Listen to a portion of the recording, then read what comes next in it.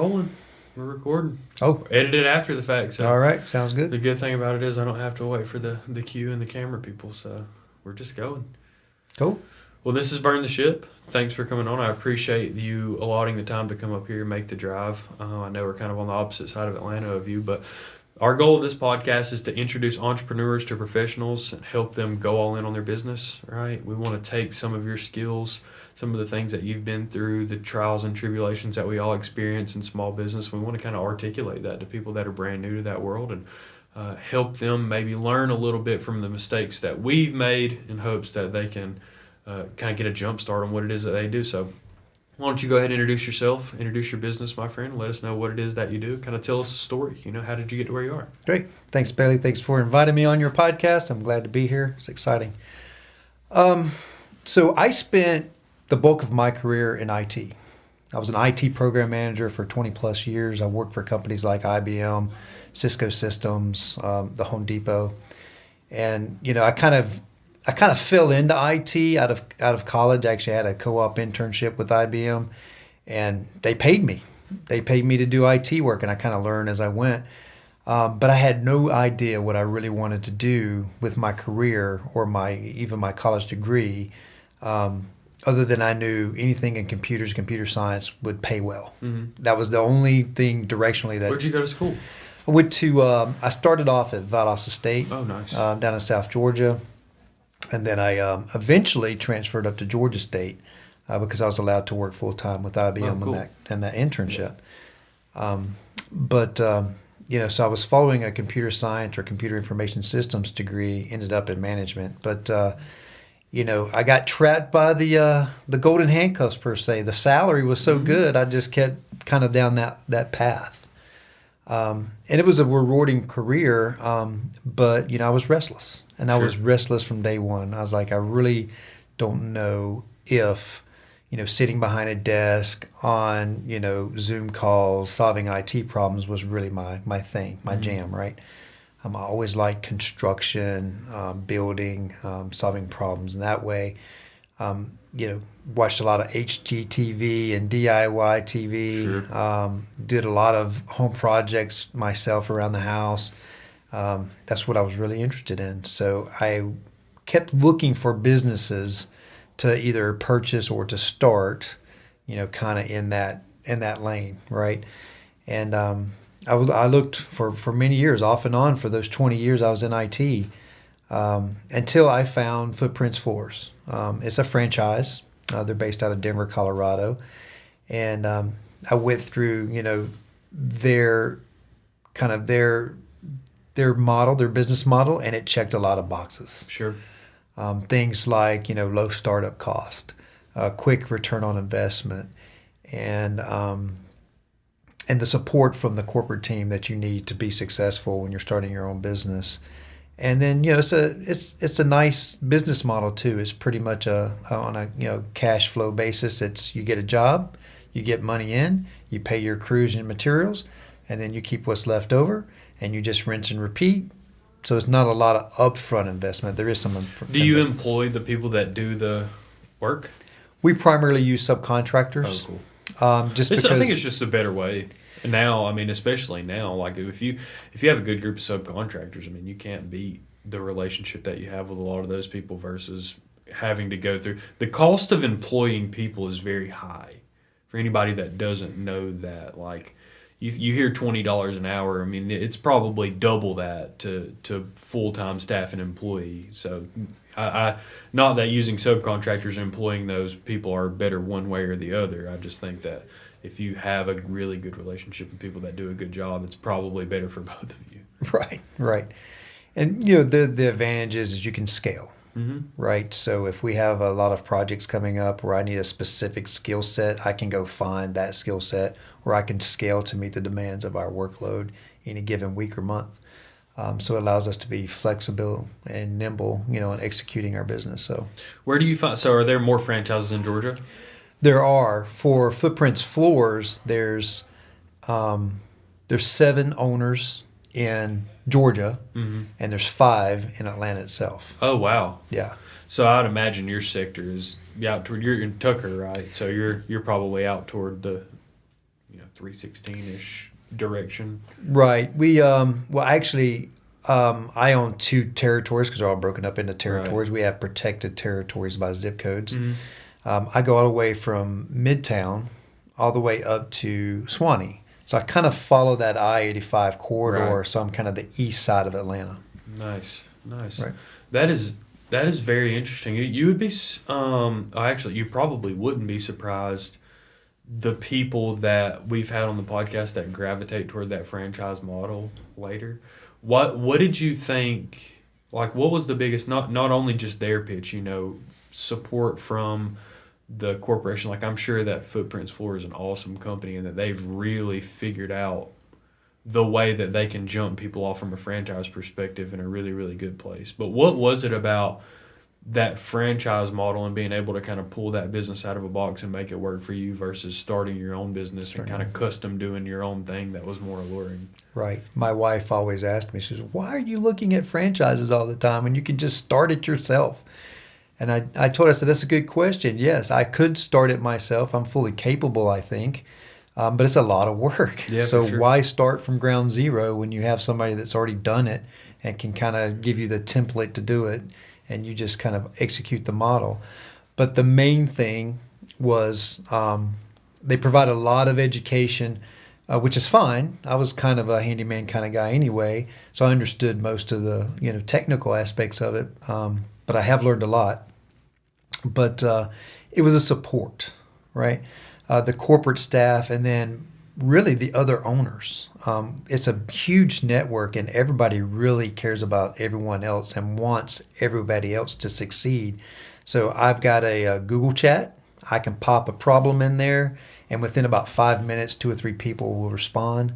And we also have industry experts on that chat as well. So it's not just owners and the corporate staff. There's actually industry experts from the National Wood Flooring Association, and other vendors and everything. So we have expertise there. So I can get a problem solved. I don't feel like I'm just out there by myself trying to figure it out.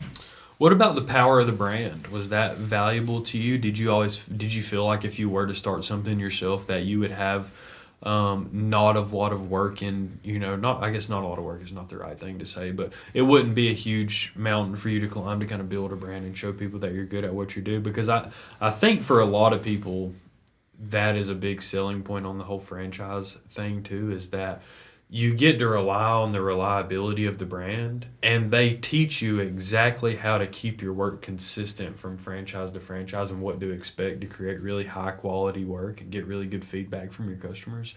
So I think that's something that we should probably say as well, is like the power of the brand and using Footprints Floors, kind of likeness and merging that with your particular set of skills obviously was a very good marriage. Yeah, so the brand, being that Footprints was, and don't quote me on this, but they had been franchising, earnestly, right, going national for the past probably 2.5 years when I joined, 2.5, 3 years before I joined. So the brand wasn't a well-known brand as far as flooring installation, not like a Subway, right, where everybody knows Subway and Sub Sandwiches. But definitely the expertise behind the brand, right? The founder of the company and the people that he brought on to help build the franchise model itself, very well respected within the industry. And then also he's leveraged his expertise and the franchise brand to partner with other people in the industry, like Installation Made Easy for floor and decor. So we have a relationship with them. We have a relationship with large vendors like Shaw, who's the #1 manufacturing floor in the U.S., and AHF, which is the second largest manufacturer in the U.S. So, and then also on the marketing side, people like Angie, so Angie Leads and Angie Ads, Thumbtack, and then Google. We have relationships with all of those different marketing elements as well because of the strength of that brand and the organization. Yeah, it goes a long way. It really does. I mean, you got to build that from, like, if you think Google doesn't show your website now and you're in a specific industry, wait until you fall into something like general construction, flooring, roofing. I mean, it is very, very difficult. Well, let me ask you this. What did you do well at the beginning that helped you grow particularly? On the flip side of that, what was really difficult? Like if you could go back and give yourself a piece of information or a skill day one to help you take the losses that we all take in small business a little bit better, what would it be? So what did I do well? I think it was just committing and executing the model per se. You buy a franchise for a reason, for that established model. Don't fight it, right? Go in and accept what they're telling you that works, right? You can make tweaks here and there. You're an individual business owner, but it's accepting that model and just saying, okay, they've told me what I need to do. I need to go execute and just execute on the plan. And then, just go forward. And then probably the second piece of that is being well funded, having the capital up front, to make sure that I'm not starving the business from the beginning, because you're not going to see a lot of cash flow. You're not going to see a huge return on your investment right up front. You're going to be, you may not pay yourself. I didn't pay myself for 8 months. So you need to be able to have, the capital to sustain that, right? So, and some owners, and a lot of business owners don't have enough capitalization and then run dry within a few months. And it super stands in the way of scale. Exactly. Like if you're trying to solve the problem of like I need to make a couple $1,000s a month or a couple $1,000s a week right now, it's going to be very, very difficult for you to let your business breathe the way that it needs to grow. So yeah. The first thing that gets cut is marketing. Yeah. And that's the worst thing you can cut. Yeah, 100%. Right. So yeah, it's the lifeblood of your business. I mean, exactly. it's the top of the funnel. Exactly. And then on the flip side of that, some of the challenges for me, and this is just my personality. I take my wife will say I'm a real A-type, take control kind of person. It is stressful, right? Oh, yeah. You want everything to go just right. I want my customers to be satisfied, right, with every project, right? I don't want any issues at all. I want my crews. A lot of people don't talk about crews or their employees or their subcontractors. I want my crews to be happy. I don't want them to have any complaints or have any problems. So I spend a lot of time working in the business, right, making sure everything is going as well as it can. To the detriment of working on the business sometimes, where I need to take a step back and start planning for the future so I can grow. So it's a time constraint. It increases my stress level, and that's where you're like second guessing yourself, right? Oh gosh, did I do the right thing? Maybe I should have stayed behind a desk in IT. I don't know if this is for me, but you just have to trust the process. Everybody experiences that though. That little bit of like who did I think I was syndrome. I think everybody feels that a little bit.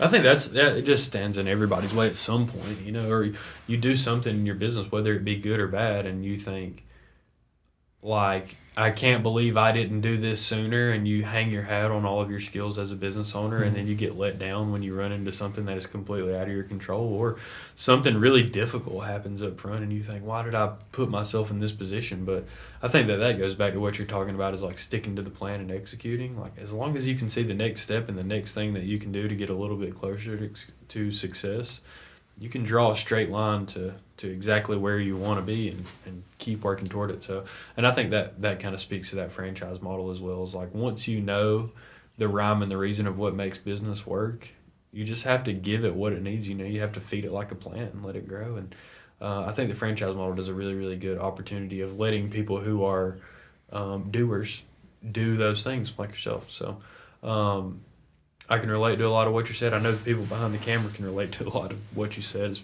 very, very difficult. I guess it's very, very difficult to delegate as well. You know what I mean? Is like once you're adding to the team and you're finding people to also make decisions, it gets a little more complicated. It gets a little more complicated pretty fast.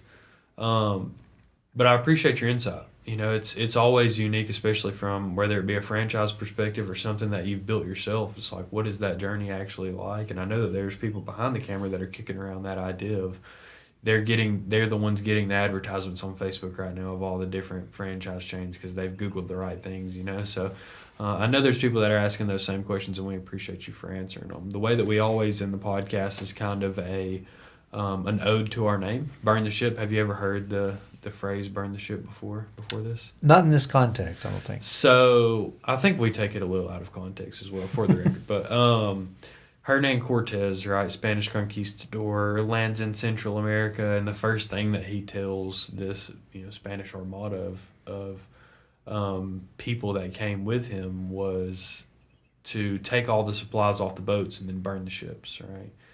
And what he was telling people basically was like, one, I'm very much so in charge, and two is we either figure it out here or we die. And I think a lot of people subscribe to the thought that we better make this happen pretty early because of that step that he took. So we draw the same line in business, right? Is like, usually a business owner has that light switch moment of whether it is, I'm going to be a business owner, I want to be a business owner, or sometimes it's, wow, I already am a business owner, and this got ahead of me before I realized what I was doing, and now I got to figure it out. It's that point of no return, I guess, in small business when everybody really decides I'm going to do everything that it takes to make this successful.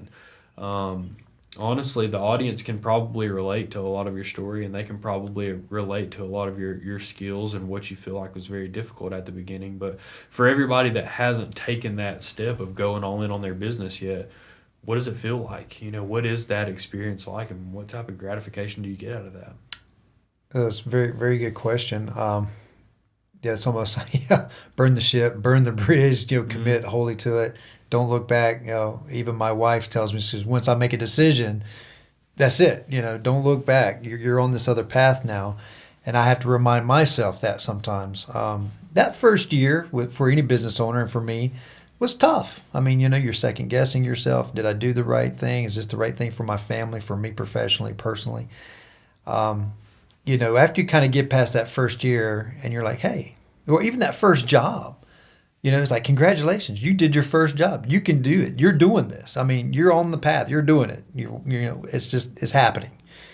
And then you just keep doing it, and you keep doing it, and you keep doing it. And the more you do it, the more it becomes normal. Yeah. Right? Okay, this is what I do every day. My day is not straightforward by any means. There's a lot of problem solving. I'm back and forth and talking to different people throughout the day. But even the variables become second nature. Right. You have a lot of the same conversations. But, again, that first year was tough. And then about 5 months ago, so back in May, I had the opportunity to actually purchase a second territory. So I was a single territory owner initially, and then the opportunity arose to purchase this second territory. So I had a decision to make, right?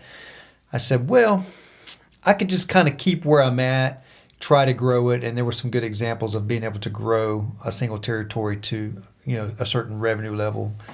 I said, I could just do that, and I would probably be happy, probably less stress, Or I could commit, grow my business, and take on this second territory in the hopes of growing revenue faster, making the actual business itself more valuable, and then also for me, being able to grow and scale to where I can actually hire an employee, right, like someone to help me on the product management or production management side, or hire another salesperson, so I can start taking myself out of the business a little bit more and working on the business as opposed to in the business.